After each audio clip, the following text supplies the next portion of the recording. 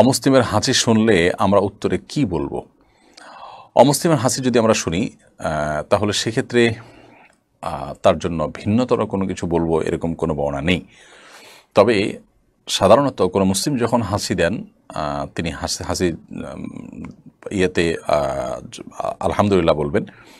হাসি যিনি দিবেন তিনি আলহামদুলিল্লাহ বলার পর আমরা জবাবে ইয়ারহামুকাল্লাহ বলবো যখন যারা শুনবো তারা।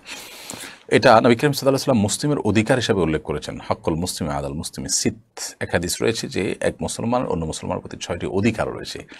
তো সেই অধিকারগুলোর মধ্যে থেকে একটি হলো এটি যে আলহামদুলিল্লাহ বললে আমরা বলবো ইয়ারহামুকাল্লাহ, আল্লাহ তোমার প্রতি রহম করুক। কোন অমুসলিম হাসি দিলে তিনি তো আসলে আলহামদুলিল্লাহ বলবেন না। যেহেতু তিনি আলহামদুলিল্লাহ বলবেন না, অতএব তাকে ইয়ারহামুকাল্লাহ বলার অপশনও থাকছে না এবং তাদের জন্য আলাদা কিছু বলার অপশনও নাই। অতএব আমরা নীরবতা অবলম্বন করবো বাহ্যিকভাবে, সেটিই বোঝা যায়।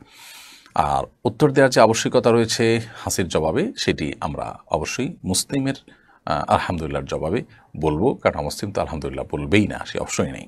তাছাড়া এটা মুসলমানের অধিকার হিসাবে হাদিসে উল্লেখ করা হয়েছে।